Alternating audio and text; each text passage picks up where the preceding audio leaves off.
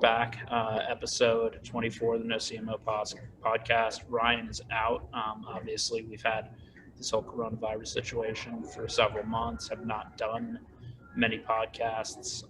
Company is, coming back, got the PPP support, have closed almost 10 clients the past couple weeks. So a big thing, and I'm here with John from Expected X as our guest. John can kind of give himself his own intro, but he's been involved in the marketing world for a while, has a little bit of a different approach than You Don't Need a CMO with his company and some of their new products. We're hoping to get into it today. Really, John, kind of your background, entrepreneurship. We're going to touch on a whole bunch of things. The biggest thing I would say, obviously our audience, John, is pretty much mostly younger entrepreneurs, people who are, kind of coming out of careers, starting companies.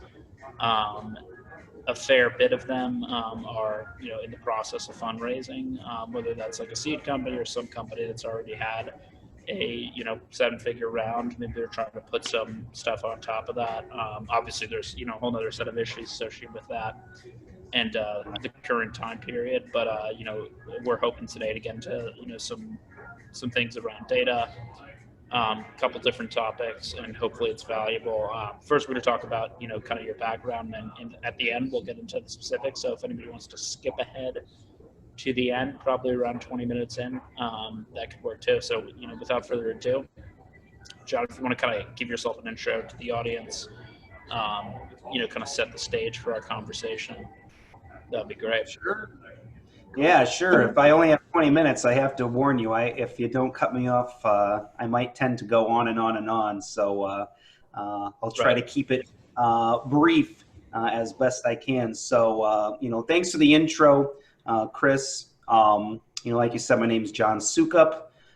Basically, I started my career, I've always worked in data one way or another. I started out in consumer market research. To be perfectly honest, I'm not even quite certain how I ended up in consumer market research. I didn't go to school for market research, but I knew I wanted to work with data. And then I guess as, circumstance kind of led to where I ended up in my first role was working in that field, and basically worked in that field for, about 8 or 9 years, maybe a little bit longer, give or take, for small companies, large companies. Probably the last one I worked for is one that most people are familiar with, the Nielsen company. If anyone knows anything about market research, that's the one they know, right? So, what is consumer market research? I mean, basically, if you've ever opened up your email, you get a survey, an email, take this survey, we'll give you a Starbucks gift card or something like that.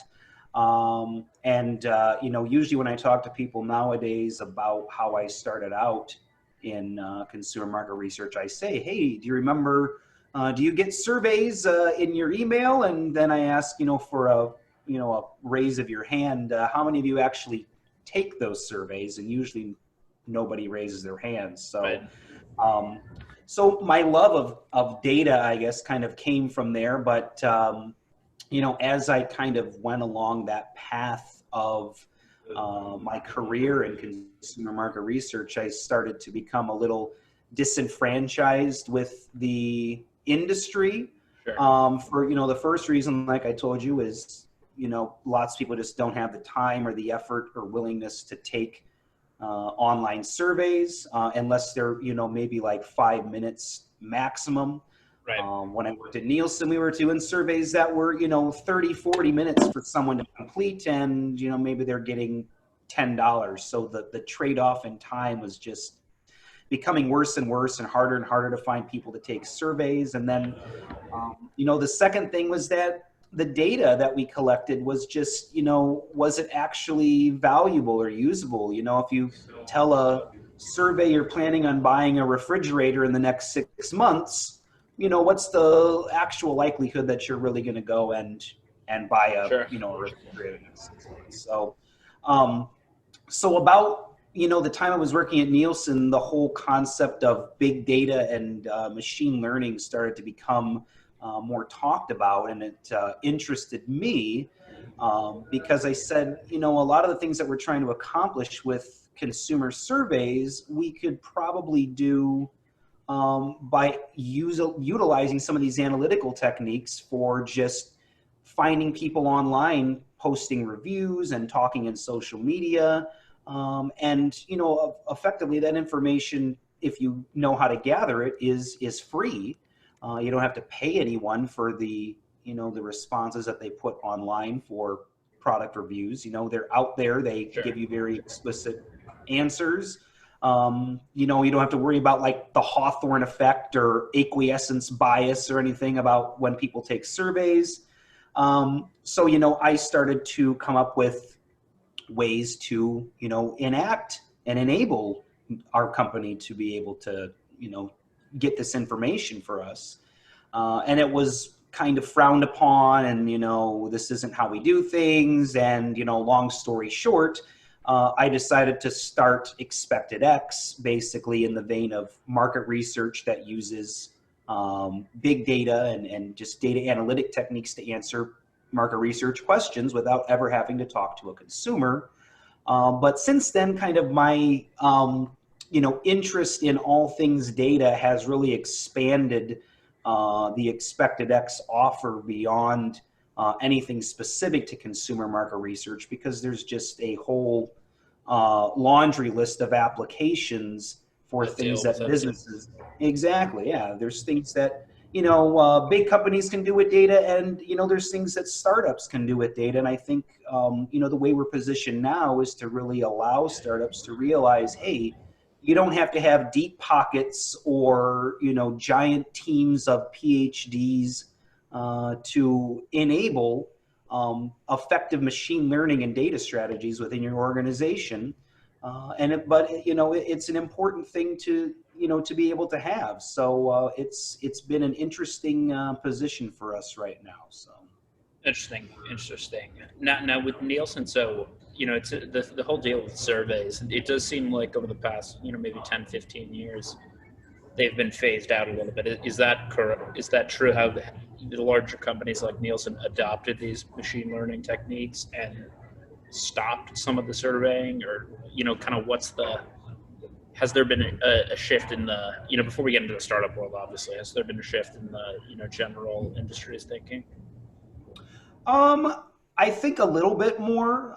Granted, a lot of the connections I have back to market research, I don't really utilize anymore, and I've kind of become maybe somewhat disconnected from the industry because disillusioned.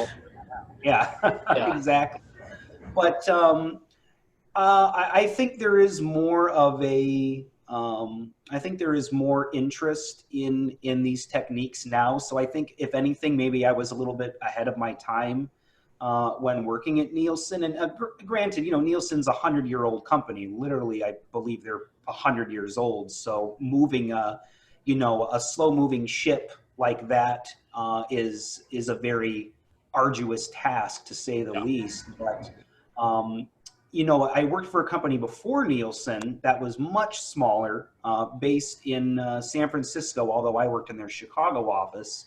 And they were well ahead of the game, not necessarily in machine learning, but in clever and effective ways of gathering consumer data that didn't rely on surveys. So like online gamification is a phrase that's kind of used for, how do we add game elements to mundane tasks to promote engagement, virtual environments, things along those lines. So I think research companies are starting to realize that it's becoming harder to find people just to take surveys, and that the data that they're getting might not be actionable to where they want to be. So there is some evolution, but it probably depends on how old the company is, or just kind of what their business model is. Sure. Now, kind of startups, right? In general, most startups out there, I think, would preach a more intuitive mindset to understanding customers, right? You're trying to get your value props in line, maybe do customer interviews, and they are structured in a lot of cases to a certain degree, but the kind of widely popular like lean startup methodology, not exactly data science.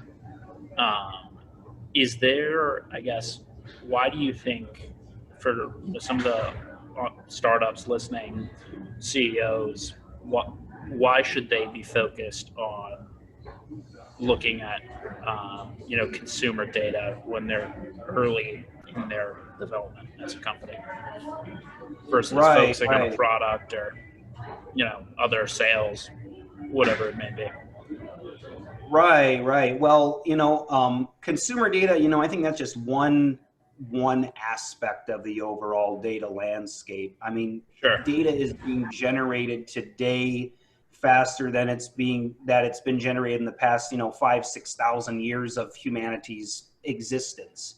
Sure. And you go online and it's like every year we're generating more and more data. So consumer data, yeah, it's valuable, but I think that people don't realize that there's a lot more that you can do with data than simply, analyze it and build a fancy report and, say this is what happened, last year for our company.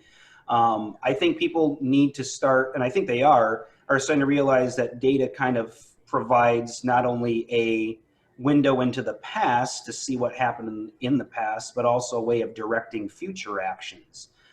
So for startups in particular, I think working with data is a great opportunity because you're a startup, so usually you don't have any infrastructure solid and in place. You're still trying to kind of build the architecture of how your organization ingests data, works, online, because most companies, have an online presence, and actually building kind of that architecture from the get-go, can add efficiencies later on. It can add automation.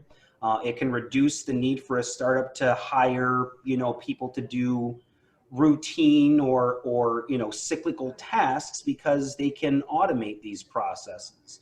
So me in particular, why I like working with startups is because you go into a company like Nielsen and you say, well, if you want to actually achieve the kind of results that we're set out to have your organization achieve by working with us, you're going to have to make all these changes to your infrastructure, your organizational model, and so on. And again, back to the whole thing I said earlier, it's like trying to steer a giant ship that's been around for 100 years. Right. Startups are much more agile. They're much more nimble. They can pivot and make changes very, very quickly.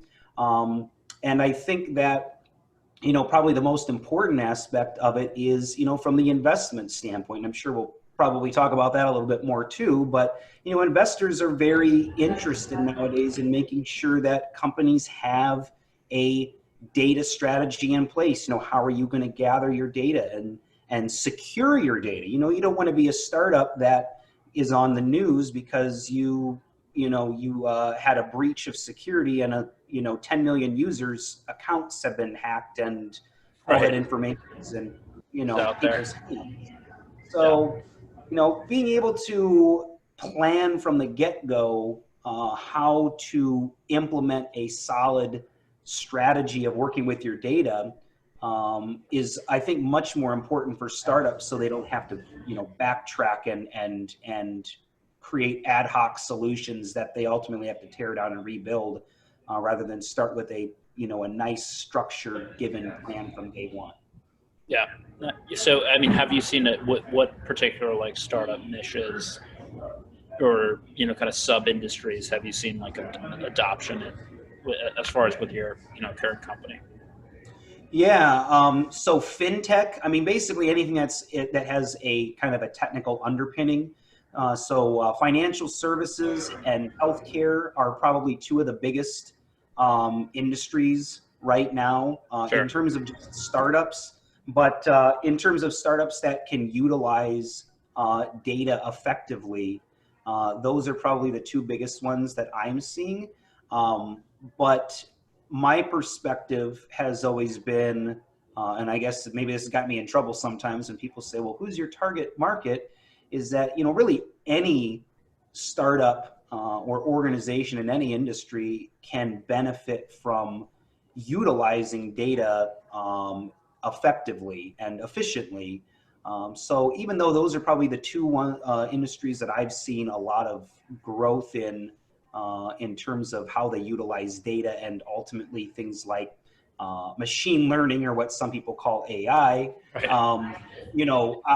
those are the big ones. But again, I think, you shouldn't limit yourself and say, oh, well, we're a fitness app, or we're we make an online, photo album or something. I think anything that can improve the user experience or improve business efficiencies is a prime candidate for, working with data. Oh wait, that's a Oh, typo. so that's what for those of us that are trying to fundraise, what we talked about this on our previous call, but the whole kind of there's a lot of BS surrounding like machine learning and AI in terms of the buzzwords and how people use it in a startup pitch deck. How do how can you kind of communicate what can be done, or the power of something like machine learning for a company that wants to avoid giving off the perception to like a VC or something that they're using buzzwords or trends, or without actually having an actual a real reason to do so.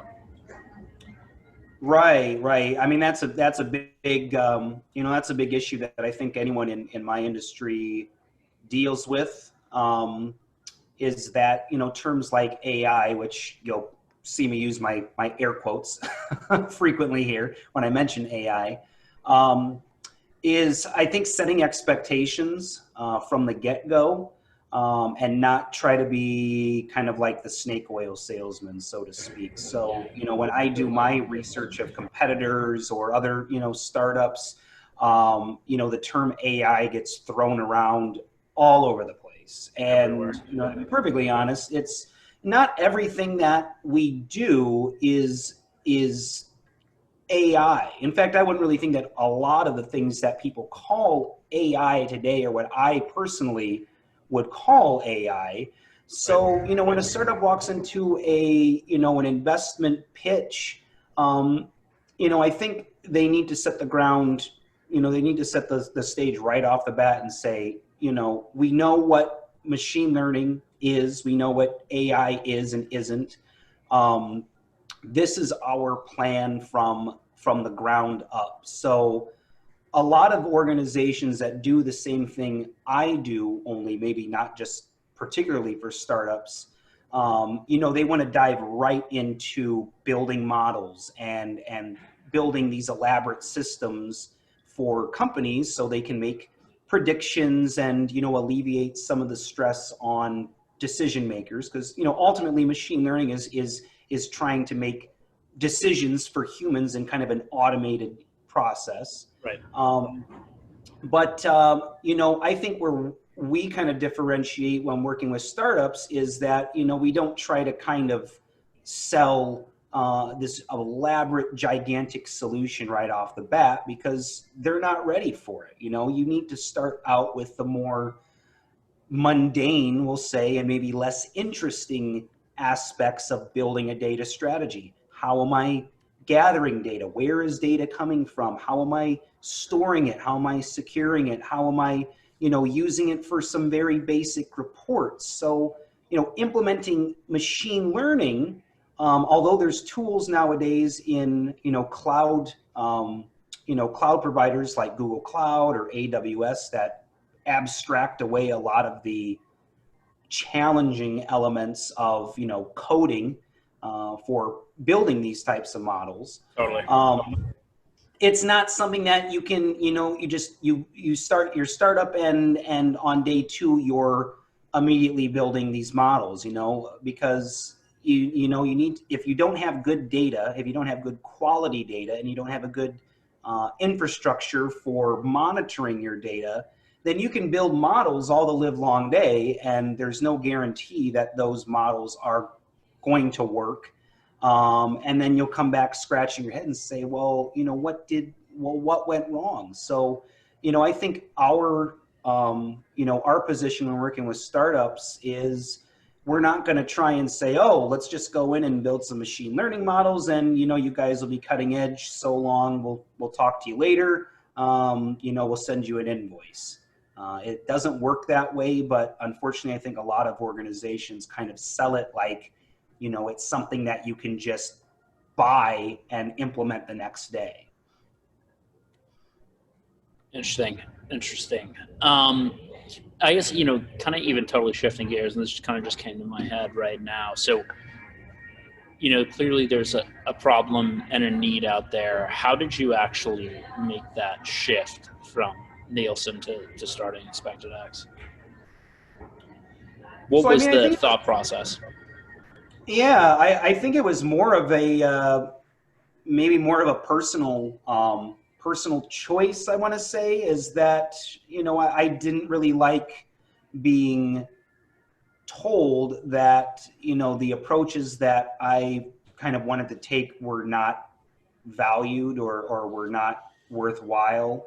Because I'm never one to, just kind of say, well, so-and-so said it's not going to work, so it's not going to work, and that's the end of the day. Right. So I think it was more of a foresight that, machine learning was going to become an industry in and of itself.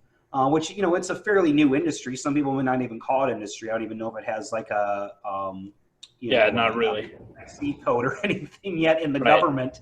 But, I think it was more of just realizing that, not only were the applications of machine learning valuable to things like consumer market research, but it opened up a whole new kind of treasure trove of, wow, this can really be used anywhere in any industry, because every business nowadays is collecting data. And if they're not collecting data, then they probably should be, or maybe they are and they don't even know about it. So it was probably more of a personal shift from being told, yeah, we don't do things like that around here. And that's not really kind of who I am to take that at face value, I guess. Yeah. It's interesting because, I have always had my own companies and have never been in that scenario, but that's kind of how I imagine how my mind would have, reacted, just based on even kind of rudimentary experiences that I have. I just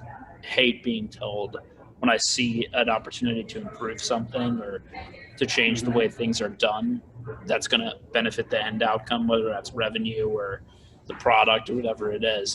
You kind of get frustrated with it. Right. So then how did that become Expected X? Like what was beyond the personal decision that, okay, I'm not going to do this anymore? How did you then decide to go into consulting? I mean, it was a leap of faith, I suppose. Sure. Initially I had a couple of projects that came along with the U.S. government, actually the Department of Energy, that really kind of kickstarted things because I had initially positioned Expected X as a consumer market research company that uses machine learning, whereas nowadays, we're a completely different business model. But I think early on, being approached by such a kind of prestigious client like the U.S. government really kind of hit the nail on the head that, hey, this is something that, I'm not the only one that is valuing machine learning and data strategy as a legitimate, value proposition for organizations. If the U.S. government's doing it, that's a pretty good sign that eventually, other organizations are going to get on board, or, maybe even other government agencies. So, the first kind of project that we started, the first kind of pilot study, was with the Department of Energy's Strategic Petroleum Reserve, creating a predictive model for hurricane strikes in the Gulf Coast to try and estimate oil refinery shortfalls when, a hurricane hits the Gulf Coast. You'd be surprised. There's like 34 refineries all along, what seems to be the worst possible place to put oil refineries, right in the path of a hurricane. But the Strategic Petroleum Reserve actually stores oil in these like salt caves underneath like Corpus Christi, Texas, or something like that. It's this really strange use case of a natural phenomenon that we use for storage purposes. So when a refinery gets shut down because of a hurricane, they have to know how much oil to put in the system so that gas isn't $10 a gallon the next day. But I think that really kickstarted my interest because that project was actually a project that was based on a previous project where the entire model was built in Excel and SAS programs, and it was just kind of scattered Wasn't about. Real. Yeah. It was a huge mess created by a single individual for like 30 years, which you would never imagine. It was like 30 years of work. And then we came in there and said, well, we're going to just create this entire thing over again using a single approach. And kind of from there is what led to the idea of where ExpectedX is now, is creating these architectures and systems and processes that companies can use to kind of audit where they are and where they want to be in terms of working with their data. Random question. So where's the name come from? ExpectedX. No, that's not a random question. Some people ask what that means. Some people, they chime in and go, oh yeah, I like that. That's clever. Which I think the ratio of people saying they know what that means to they don't know what that means is probably like 100 to 1, maybe like 1,000 to 1. But ever so often someone asks, oh, ExpectedX, that's clever. So ExpectedX is really a reference to expected value, which is a statistical term. That's what I figured. Yeah. So even in our logo, it's the E with the the bracketed X.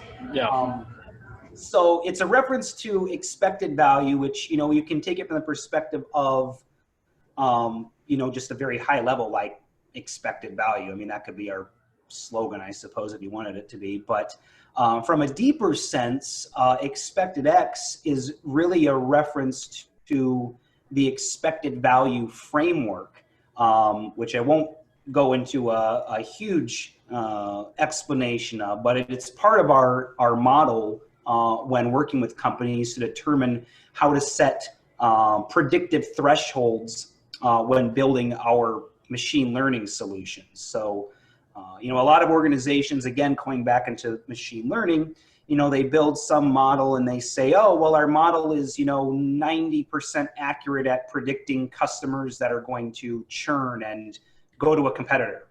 And then you bring that to a CEO or some other, executive, and they say, well, what does that mean in terms of dollars?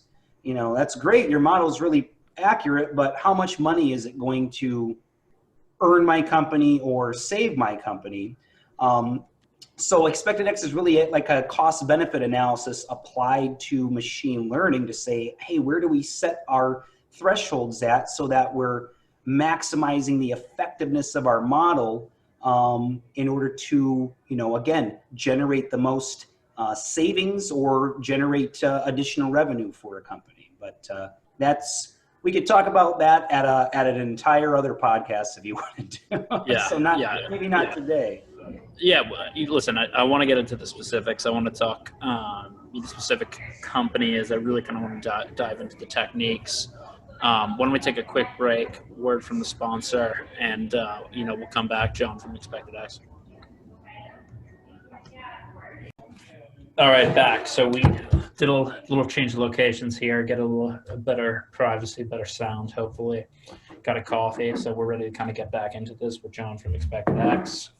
John, so kind of when we left it off, we were talking about you started your company, how it kind of came about. I want to get into, what you guys do, what the product is a little more. I think people here, probably some percentage of the community is involved in service businesses, particularly serving the startup community, a lot of the reason why they engage with us. So I'm kind of curious what it is that, obviously we've heard a little bit about the field, what's actually going on. What does an engagement look like? Because I don't know any of our startups that we work with. And again, a lot of ours are on the SaaS B2B side, but I haven't really heard of them bringing on a, data consultant. I guess what do you consider, what bracket do you put it in? What does a service entail? Kind of, if you could kind of give me broad strokes in like dumb terms that, marketers can understand. Yes. Lots of buzzwords, please. Well, I think marketers are pretty intelligent folks, so I don't think I'll have to dumb it down that much. But so there's a lot of organizations, a lot of people out there. Maybe they haven't even started a company yet, but they have a startup idea, and they believe in it, and they want to build it, right? I mean, a lot of people are entrepreneurs. A lot of people are what they call entrepreneurs, I guess, something like that. People that have good ideas and never do anything about it. So I think I've been in both of those positions before, but nowadays a lot of businesses, startups or otherwise, are very focused on they're digital. They have some sort of digital internet basis or technology basis. So they might have a great idea, but they might not have the talent in order to make some of the elements of that idea come to fruition. So the way that we position ourselves is not really at the very, very beginning of a startup's journey. But we like to work with, seed funded startups, right? So you have some money in the bank, it comes from angel investors, relatives, whatever it is. So, you have something going, you start to build kind of, like your MVP, or, what have you. And maybe you have a customer base, and maybe you're starting to see some growth, and now your mind's kind of on, well, we need something a little bit more substantial in terms of investment. So you're starting to think about getting maybe like your Series A, working with VCs, private equity folks, anything in kind of the institutional investor group. And it's usually a pretty different situation from, what they probably went through to get seed funded compared to what they're going to go through to get funded for their Series A. There's a lot more money on the table. There's a lot more scrutiny on how, they operate their business. And there's a good chance that these companies are going to want to stake in the company. I mean, that's just the way that investment works. So, maybe at the get-go, they were able to kind of get away with kind of an ad hoc piecemeal approach. But when they start to approach investors, not only is, their overall business obviously extremely important, but what I've seen nowadays, and which is why, we're going to talk about data launch, is that more and more investors are asking startups what their data strategy is.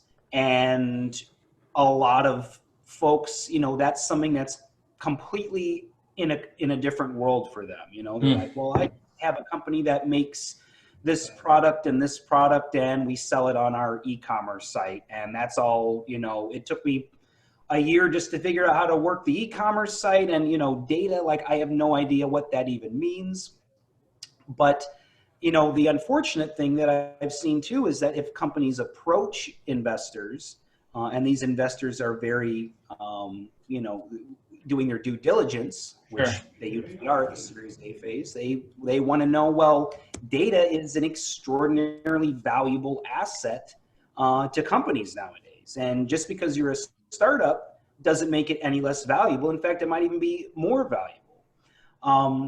So if they don't have a plan for how they're going to utilize their data, how are they going to, I think I've said this 2 or 3 times already, how are they going to, ingest data and store data, analyze it, who's going to be in charge of managing it and securing it? If they don't have a plan in place like that, from what we've seen is that a lot of investors nowadays will say, well, that's a very important element, and we don't feel comfortable investing until you have a solid infrastructure in place for managing your data. So that kind of became the the epigenesis of data launch. So essentially, data launch is for startups, seed-funded startups. So they have, like I said, some money, some maybe Traction. customers. Yeah. They got some traction, right? I knew that was the word I was looking for.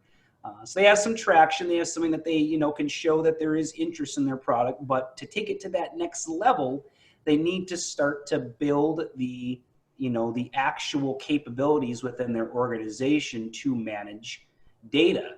And I mean, these large organizations, Google, Amazon, what have you, Microsoft, they have entire divisions that are dedicated to managing data.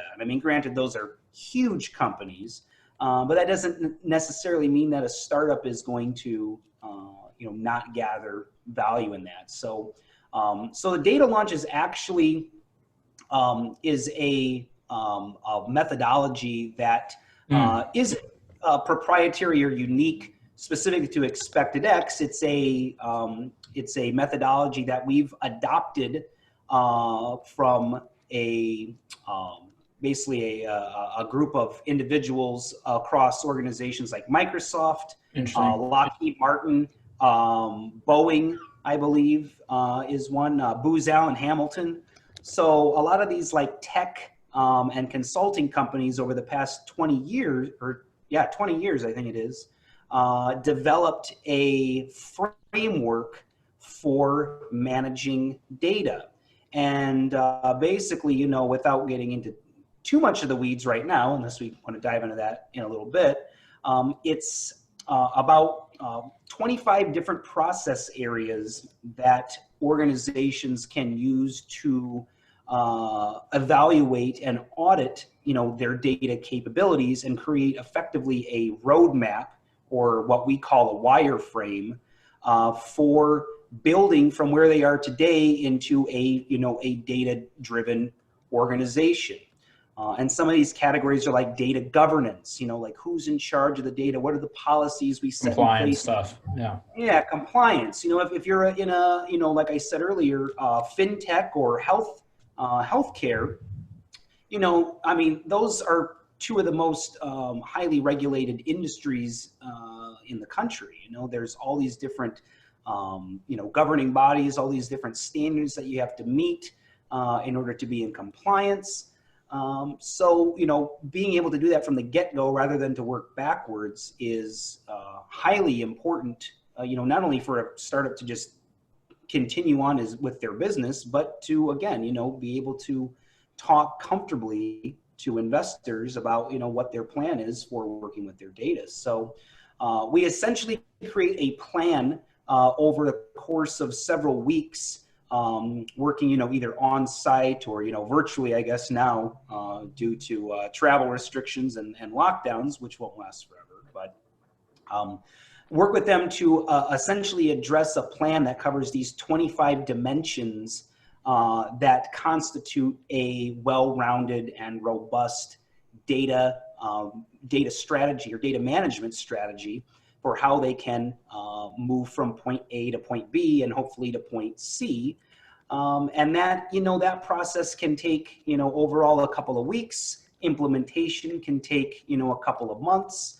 But overall, I think, you and me, Chris, I think our kind of our roles are very similar because, whereas you're, an organization focused on, taking the place of kind of the chief marketing officer, you could think of Expected as taking the place of the chief data officer, which is becoming a very common role in businesses nowadays. So these startups need someone who understands how to work with data, and, rather than go through this elaborate, lengthy process of either trying to figure it out themselves or not being able to find the right talent, we fill that gap with our talent. And then overall, kind of the long-term strategy when we work with our clients is, over, say, 3 to 6 years on average, hopefully we can pass the buck, basically pass the responsibility off to you through training, organizational, design, and other kind of tertiary service offerings that we do, to actually have the startup become a data-driven, data literate, and data mature organization that is going to last, longer than, a couple of years, because they, fail to address some of these key issues from the get-go. What about, is this something that the startups are doing ongoing after they fundraise as well? What do you mean by that? So are they applying this to, kind of ongoing efforts as far as what you're instructing them and setting up? Or is it something that they do specifically before, fundraising? Right. Well, I guess the meat of data launch is designed to be done prior to the Series A fundraising, or maybe they've already gotten Series A fundraising and they're going for Series B. There's going to come a level where the scrutiny of investors is going to reach a point where the question about how you're working with your data is going to be broached, and if they're not ready for it. But the idea is that, data launch is a service that we provide prior to funding, Series A funding. We'll even go as far as to sit at the table with, these startups during their investment pitches to outline their data strategy as we design when working with them. But after the investment, typically we say, well, that's great. We don't want to stop working with our startups then. We want to actually implement the plan that we came up with and start to build out the infrastructure and the capabilities that we design. That's kind of contingent usually on what the investors are expecting. That's why we're there.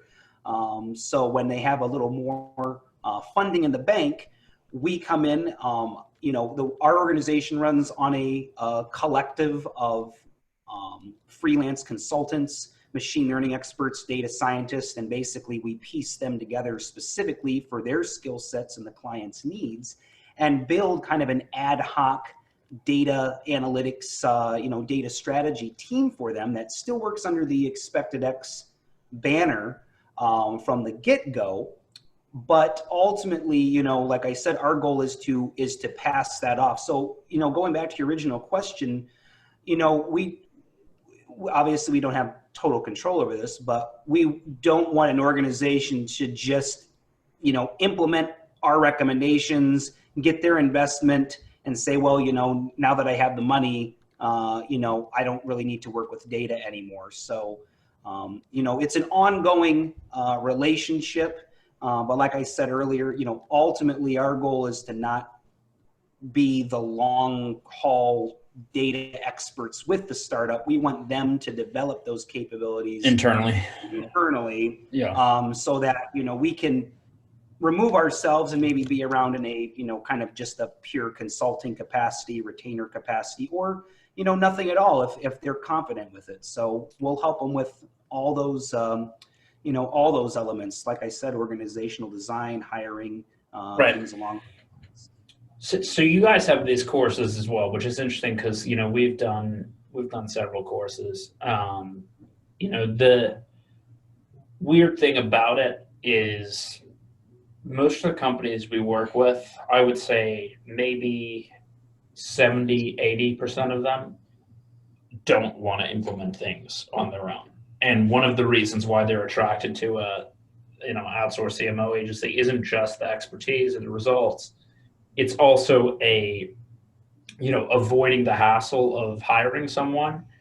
And once they get us onboarded handling campaigns, if there isn't a stakeholder that is demanding that they get the position filled internally, whatever, it never happens. Which is an interesting thing to me, because I've even seen companies that are Series B, Series C, still not bringing people on to fulfill the senior marketing function, instead having like a salesperson. So I'm wondering, if there's a parallel from you. Have you observed, as a consultant, a difference in the clientele between who you're working with and who, comes after those courses? Or is it really similar? I think it depends. I think it's similar to a degree. The way that we kind of try to avoid that from becoming, the status quo, is that we try to include a member of the startup, executive team as a key member of the data team from day one. So there's a lot of there's a lot of people out there, and not just startups, but just people in general that are not well versed or conversant in things to do with data or machine learning or data science, what have you. Is that you can just grab a bunch of data, pass it off to your data scientists. They'll wave their magic wand, and whoop-de-doo, here we go. We have a predictive model that saves my company some money. So I think there's kind of this misconception that there's like this magic going on underneath the hood. And while it might appear that way to people that are not data literate, we try to keep a subject matter expert from the executive team engaged in the process. And the reason for that is that, we don't try to paint this picture that just giving us data is going to answer all your questions. We need someone who understands how the business is run. We need someone who understands, where money is flowing within the organization. We'll spend hours on end working with startups and their CEOs or founders or whatever, just determining, how does their business operate from the get-go before we even dive into the data. So, I think it's a lot of the fact that if we early on engage these organizations and say, listen, we know that you're calling on us because you want us to do a big chunk of this work, but we're going to need you on board to make it happen, and this is why, kind of like what I just outlined there. And hopefully that sets the precedent for our relationship, and well down the line, that there shouldn't be this disconnect between the data operations and the executive operations. It's a whole completely all-encompassing model, I guess, for lack of a better term. So yeah, I think I see a lot of, I do see and hear, kind of what you're talking about. And I don't think there's any way to completely, fully avoid all that in every situation, but by trying to keep the engagement, say you're part of this project, you're part of the data team now, Mr. or Mrs. or, startup founder. That's kind of our position, and it seems to work relatively well. Interesting. Kind of shifting gears a little bit. So, I mentioned before, a fair bit of the audience is probably actually on the service provider end. And, a lot of kind of what we do here is talk about, B2B marketing, sales, etc. You're a solo founder, of the consulting business. It's kind of an extension, right, of what you do independently. What have you, how have you kind of approached marketing, right? Because that's, it's kind of a tough question these days, especially with a lot of companies having their priorities elsewhere, trying to, invest in any type of consultant that's not related to like getting PPP money, might not be a great idea. How have you kind of been navigating that? And how long have you been actively marketing Expected X for? Is it how many years? Probably, a little over 4 years now. Nice. Granted, our direction is, like I said earlier, has changed from, kind of our initial offering to what we're offering now. I mean, the underlying data and machine learning elements haven't changed, but, in terms of marketing, I think with consulting in general, is probably a much and B2B too, obviously, is I think a much harder nut to crack than for product-based businesses that are B2C, right? Because we're offering a service, so it's essentially an intangible offering. So for me, in particular, content marketing has always been kind of the key for me. Yeah. I think anyone in consulting would agree that a continuous flow of content, thought pieces, even contrarian comments. People will release an article and, maybe I don't agree with, what you think, something, but a kind of a consistent, delivery of information across several channels. I mean, I use LinkedIn. I just got turned on to using Facebook for marketing, which, I never would have thought, what we do, Facebook would be a valuable tool for, and I was proved wrong. But the content, I think, is probably from the, that ground level, the best form of marketing that we've done. And thankfully it's a ever-changing field, so we can do quite a bit. Every day there's new things coming out and things are changing. But I think also too, there's the marketing is only going to take consulting so far with just getting some initial interest, because ultimately being a consultant, it's a relationship-based business. You have to talk to people. You have to talk to people. You have to, be in front of people. Right. You have to fill your calendar with meetings and conversations. Not unlike the one we're having right now. And I think that especially thinking about nowadays with everyone kind of being virtual, might change kind of the relationship building aspect in consulting, where you're maybe not able to meet people face to face, or you have to stand 6 feet away from them, I guess. But the marketing, like I said, marketing is great for consulting. It's absolutely necessary for any business. But I think the marketing aspect for me is just enough to get the initial conversation, and then it's a different story from there.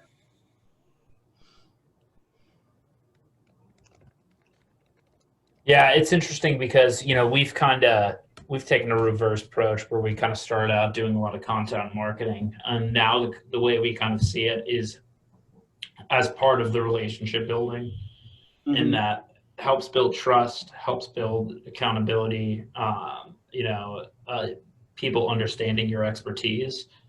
But as far as an introductory, like that being the starting point for a conversation, seems not to work in the way that we once thought it would, from ads and pulling everything together into a funnel. It just doesn't, we don't have the same effect from, running ads on a service content into the actual service as we do with, SaaS products or tech products in general. We just find the direct approach being much, especially when you're an individual expert, I feel, and you see a lot of people, putting out LinkedIn videos and all sorts of stuff, but it's hard to see people not in your existing network flocking to that, even if you're advertising on it. Yeah, I mean, I have perfect experience in that. I've put many, many videos, maybe not many, but 5 or 6 videos on LinkedIn, just kind of talking about topics in machine learning or data strategy, what have you, mostly just to explore the fact that video marketing is now kind of like the gold standard. So no more just text or sharing articles or anything. But I mean, exactly to your point, even from that, a lot of the engagement that I would get on those types of marketing, initiatives would usually just be from people that were already in my network, people that I already knew. But like you said, it's, generating that interest from, second or third level connections on LinkedIn or any other platform, I guess, it becomes a little more challenging. So I definitely agree with your standpoint on that. So. Interesting. Cool. Any kind of closing thoughts before we kind of wrap this one up? Message to the audience.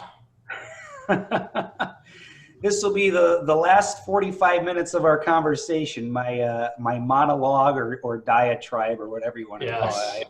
I promise I won't do that. But, I guess, from my perspective, obviously, maybe it's skewed because, I like working with data and maybe that singles me out as some kind of nerd or geek person. I mean, there's a lot of people like me out there. So I guess I do have company, but I think, a word to startups is that, you can benefit from utilizing data, and you should be utilizing your data to benefit your organization. Because, if you can think of maybe 1 or 2 things that someone who's not well-versed in data thinks about when they say, oh yeah, data, I can make reports and, do this or that. There's probably, 20 other applications that you're not thinking about that you can utilize as well. And I think it really plays into something that I've kind of noticed in my professional career before starting Expected X, but it's definitely an underpinning element of how I like to think about working with startup clients at Expected X is in the past, when I worked for an organization, I would frequently find issues or problems or processes that were manual or convoluted or didn't make much sense, and ask myself, well, how can I automate this, or how can I make this so this isn't something that every Tuesday at 8 o'clock in the morning I have to send an email to so and so, and how do I streamline my current role? And eventually that kind of turned into me thinking, how do I make it so that my job doesn't need to exist anymore? How do I make my own role redundant? Which for a lot of people, they're like, well, why would you ever want to do that? I mean, you're adding all these efficiencies to your role that there doesn't need to be a human in there anymore doing it all the time. And admittedly, yeah, it does seem maybe kind of strange from the perspective of a full-time employee. Right. But I think for a startup, it makes a lot of sense because, you're already working on a shoestring budget usually. So if you can implement things from the get-go that will forever allow your company to keep processes efficient, reduce, your head count, and, everything that you add, every layer that you add to your startup is just, one more puzzle piece that you have to keep track of. If you can, automate, add efficiencies, and do things that don't require you to go out and hire, 25 analysts because you have to make a report. Automate the report making process and save yourself, hundreds of thousands of dollars a year in salary and benefits for something that might take, a couple of months, maybe even a couple of weeks to put together. So that's kind of I guess my lasting words for you today are never underestimate what you can do with data. And if you're not thinking about data in your startup, you probably should start because it will ultimately come back and probably haunt you when you get to that point where you need to use your data and you don't have any idea what to do. So, yeah. There you go. No CMO podcast, episode 24. We'll have another one next week. And John, where can people find you? And obviously, we'll link everything, data launch, the courses in the podcast description. Potentially do a follow-up, maybe a webinar of sorts. But yeah, where can people find you on the social medias? Sure. So our website is just expectedx.com. So you can go there and check it out. We have, our page dedicated to data launch. You can check that out as well. I mentioned earlier too that we build our teams using a kind of a bullpen of consulting experts. So if you or someone is interested in yes, getting any of these projects, you can do that as well. We're on LinkedIn, obviously. So just my personal profile, John Sukup. You can find me there, the Expected X company page on LinkedIn as well.